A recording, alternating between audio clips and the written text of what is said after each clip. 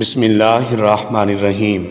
حضرت عثمان بن عفان رضی اللہ عنہ سے روایت ہے کہ رسول اللہ صلی اللہ علیہ وآلہ وسلم نے ارشاد فرمایا، جو شخص یہ دعا صبح شام تین دفعہ پڑھے گا اس کو کوئی چیز تکلیف نہیں دے گی، اور دعا یہ ہے، بسم اللہ الذی لا یضر مع اسمہ شیء فی الارض ولا فی السماء وہو السمیع العلیم۔